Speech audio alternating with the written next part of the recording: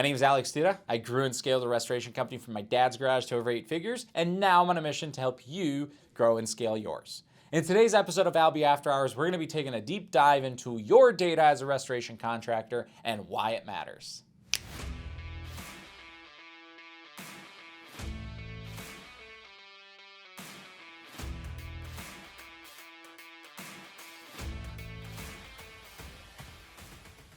All right, so just a disclaimer before you think that, oh, Alex is here, the software company, and gonna go bash everybody and point out and whistleblow about everybody that does bad things with data within our industry. This is not what that episode is. And if you're looking forward to that, sorry, you can go pick a different channel to find that. But what this episode is about is I hope that I can shine a light on the importance of your data as a contractor and how you can make sure that your data is properly utilized, or at least utilized in the way that you desire, because, you know, certain people have different expectations, right?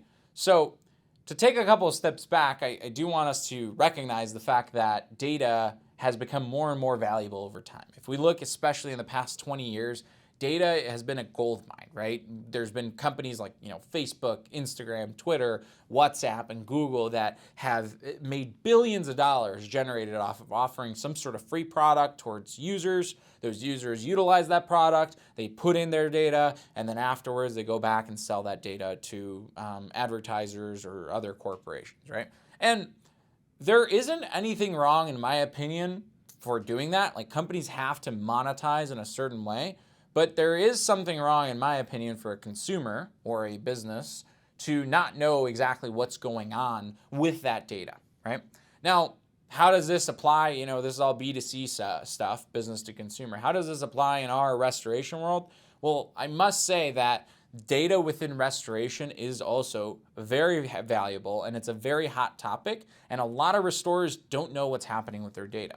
And I will let you know, without naming specific companies, that there are companies out there that offer specific services to the contractor and then utilize that data also, and one of their other revenue streams is what they're doing with that specific data, which again is not necessarily a bad thing, so long as the restorer understands what's happening with that data, has access to that data, right, and is in agreement and believes that it's ethical. So as a restorer, you have to understand that everything that you input into a platform, so let's just say your job management system, which is a cloud-based platform, all of that data is really valuable, whether it comes to, profitability metrics of your projects, customers, average loss size, things like those, right?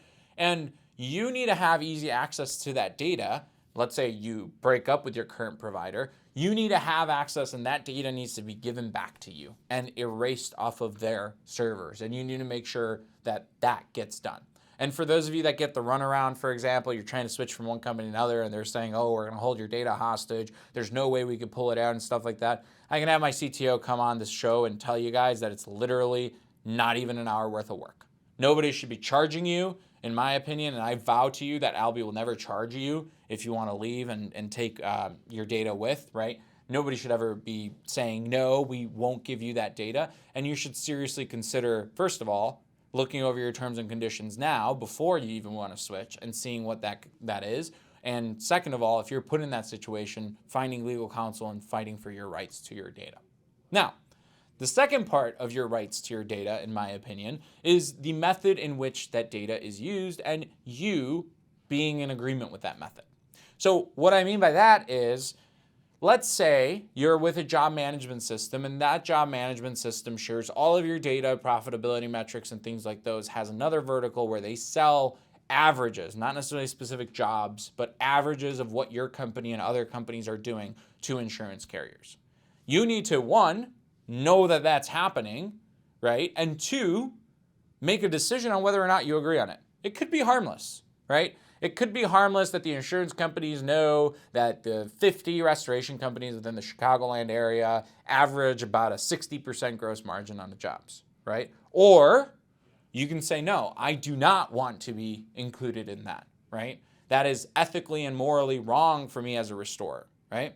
So you need to be aware of that, and you need to have the right to say, yes, I do want this, or no, I do not want this.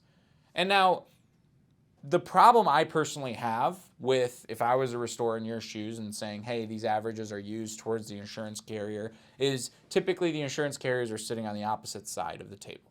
I'd have nothing wrong with, like a 3D imaging app that's, mapping the built world for the greater good of the built world, or even a contracting app that's using my data and other contractors' data to create a product for the contractor's good, right? But personally, I would have a huge problem if my personal data that I am inputting into this software is being used by other providers to benefit people that I'm competing against, people that are on the opposite side of the table. So I challenge each and every one of you to just go and look. Think of all the subscriptions you have, whether it's, Matterport, Dash, PSA, Restoration Manager, Company Cam, whatever, and look over those terms and conditions. Maybe even pick up the phone and call an account manager there and say, hey, can I have your data privacy, your privacy policy and your terms and conditions? Can you explain to me exactly what you do? Can I have something in writing that states that you don't do this, this, and this? Because I think it's important. That data is what you provide, and you don't want to have to pay the cost of using the SaaS platform and on top of it now somehow get influenced by your own data. So if you like this content and much more, please feel free to reach out to us. You can like our YouTube channel. You can subscribe. You can also like our Facebook page. I'm also here on LinkedIn and Facebook as well. I'd love to chat with you guys about data. And if you have any problems whatsoever with your data or with another provider not playing nice data games, please reach out to me. This is a topic that I'm very passionate about, and I think restorers deserve to be treated the right way when it comes to data.